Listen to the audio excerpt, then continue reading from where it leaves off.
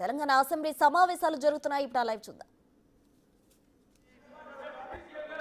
మీ ఇష్టం ఇక అట్లయితే నేను నన్ను మాట్లాడనీయకుండా నేను చేసేది ఏం లేదు.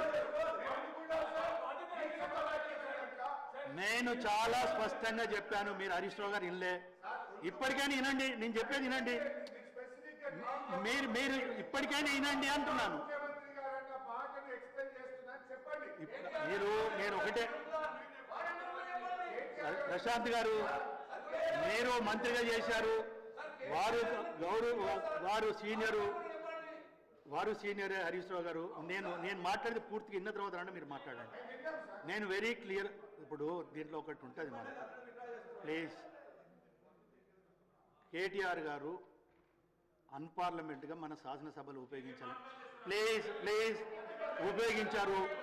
ఉపయోగించిన తర్వాత ఆవేదనతోటి బాధతోటి డిప్యూటీ సీఎం గారు లేదండి, లెట్ మీ కంప్లీట్.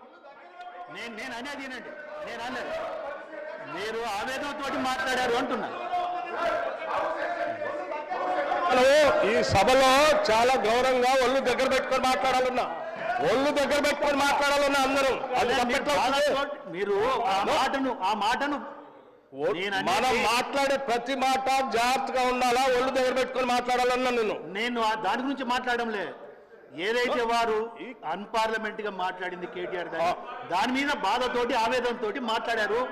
రెండోది మాట్లాడారు అని అన్నాను, నంబర్ 1. నంబర్ 2 ఇంకోటి ఏమన్నాను, ప్లీజ్ ఇంకోటి ఏమన్నా హరీష్ రావు గారు,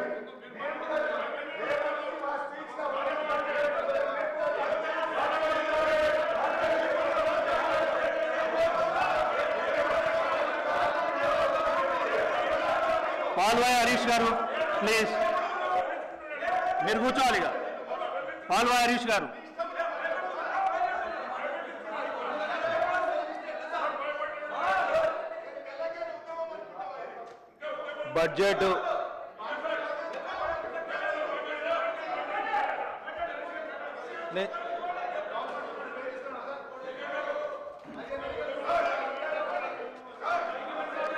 బడ్జెట్ ప్రసంగంపై వివిధ పద్ధతుల రూపకం నేను ప్లీజ్ ఇస్తున్నా. ప్లీజ్ మీరు దయచేసి కేటీఆర్కి ఇవ్వనండి ప్లీజ్ దయచేసి. నేను చాలా స్పష్టంగా చెప్తున్నా, కేటీఆర్కి అయితే ఇవ్వలేను. పల్లెరాజేశ్వర రెడ్డి గారు దయచేసి మీరు కూడా సహకరించాలండి. అధ్యక్ష గారు ఆనాడు భట్టి విక్రమార్క గారు సిఎల్పి లీడర్గా ఉంటే ఒక దళితులు సిఎల్పి లీడర్ ఉండొద్దని పార్టీని మీరు శాసనసభ్యులు తీసుకుంటారు. ఇవాళ ఒక ఆర్థిక మంత్రి ఉంటే అనవసరమైనటువంటి ఆరోపణలు చేసుకుంటా దళితులు ఈ రాష్ట్రంలో ఆర్థిక మంత్రి ఉండడం అనేటువంటి జీర్ణించుకోవాలని పరిస్థితులు ఉంటుంది. అధ్యక్ష దయచేసి ఇలా ఇప్పుడు మనం నోరు అదుపులో పెట్టుకోండి, ఒళ్ళు దగ్గర పెట్టుకోండి అనేటువంటి మాటలు సంబంధించిన ఇష్యూకి వస్తే నేను అధ్యక్ష కూడా అడుగుతాను, ఒక దళితుడు ఆర్థిక మంత్రిగా ఉండడానికి వద్దని రాష్ట్రంలో ఏమైనా అనుకుంటే ఆ మాట స్పష్టంగా చెప్పేటువంటి చేయండి. గతంలో సిఎల్పి లీడర్ ఉన్నప్పుడు కూడా ఇదే విధానాన్ని అవలంబించినారు. సో దయచేసి సభలో అర్థవంతమైన చర్చ జరగాలని అందరూ కూడా ప్రతిపక్ష అధికారంలో కోరుకుంటారు. ఎవరు కూడా డిస్టర్బ్ చేయాలని కోరుకోరనే మాట మీ ద్వారా తెలియజేస్తారు. అధ్యక్ష దయచేసి సభ్యులందరూ కూర్చోవాలి ప్లీజ్. మీరు కూర్చోండి ప్లీజ్.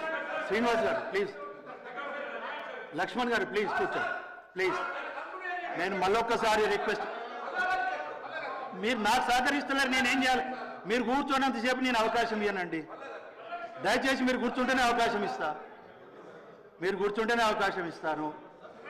మరొక్కసారి నేను చిన్న స్పష్టత ఇవ్వాల్సిన డిప్యూటీ సీఎం గారు, ఏదైతే మనం కేటీఆర్ గారు మాట్లాడిన మాటతోటి మీరు ఆవేదనతోటి బాధతోటి మాట్లాడినని అన్నాను నేను. అది నేను అనేది అందరూ వచ్చి ఒకసారి. నెక్స్ట్ రాజేశ్వర రెడ్డి గారు ప్లీజ్ పల్లెరాజేశ్వర రెడ్డి గారు మినిట్స్ టైం ఇస్తున్నా, మళ్ళీ ప్రొవకేషన్ లేకుండా మాట్లాడండి. మళ్ళీ ప్రొవకేషన్ ఏం మాట్లాడాలి సార్, మేము ఎప్పుడు మాట్లాడలేదు. వారు మాట్లాడింది కేటీఆర్ గారు మాట్లాడింది కూడా వారేం ఈ విధంగా అనుకుంటున్నారు. మీరు అన్న దాంట్లో మేము సెటరేట్ మీరు రిపీట్ చేస్తున్నారు ప్లీజ్. ఇప్పుడు సార్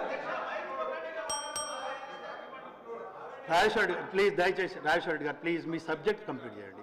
మళ్ళీ బ్యాక్కు పోకండి దయచేసి. మీరు దయచేసి బ్యాక్కు పోకండి ప్లీజ్.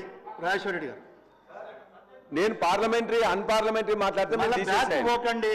అరే అది కాదు సార్, సభలో అందరం కూడా గౌరవించుకోవాలి. మీరేమో బట్టలు ఇప్పి కొడతాను ఒకరని. Please. ప్లీజ్ గారు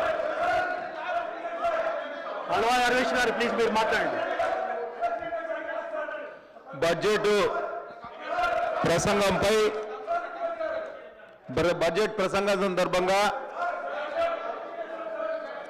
ఉప ముఖ్యమంత్రి గారు బట్టి విక్రమార్క గారు కద్దరు పంచగడ్డతోటి మెండైన ఆహార్యంతో ఖమ్మం యాసలో మధ్య మధ్యలో వాయిస్ రేజ్ చేస్తూ చాలా బాగా మాట్లాడారు. వినసొంపుగా ఉంది. ఐ అప్రిషియేట్ అధ్యక్ష.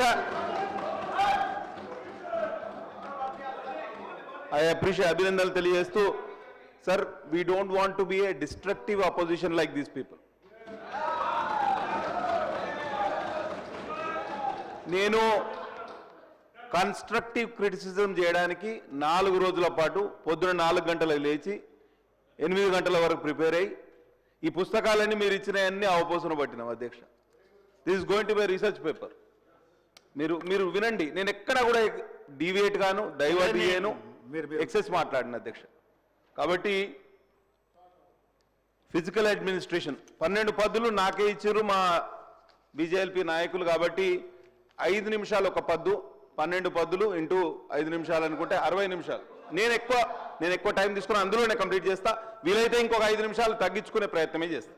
హరీష్ గారు ఒక రిక్వెస్ట్, దయచేసి 1 అవర్ కాకుండా 45 మినిట్స్ తోటి క్లోజ్ చేయండి. నేను డిస్టర్బ్ చేయాలి, మీరు హౌస్ డిస్టర్బ్ చేయకండి. ధన్యవాదాలు అధ్యక్ష. ఆర్థిక పద్దు అనగానే ఫస్ట్ మనకు గుర్తొచ్చేది చాణక్యుడు అధ్యక్ష. చాణక్య నీతి ఏం చెప్పిందో ఒక్కసారి నేను ఉటంకించదలుచుకున్న అధ్యక్ష.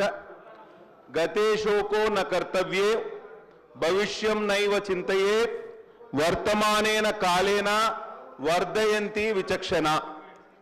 ఎంతసేపు మనం గతం గురించి మాట్లాడుకునే కన్నా, అంటే వీళ్ళు అప్పులు చేసిండ్రు, వీళ్ళు మనకు న్యాయం చేయలేదు, వీళ్ళు మనకు అప్పులు చేసిండ్రు, రాష్ట్రాన్ని అప్పుల ఊబిలోకి నెట్టిండ్రు, కాబట్టి వాళ్ళు ట్రెజరీ బెంచెస్ నుంచి అపోజిషన్ బెంచెస్కి వచ్చారు అధ్యక్ష. కాబట్టి గతం గురించి మర్చిపోయి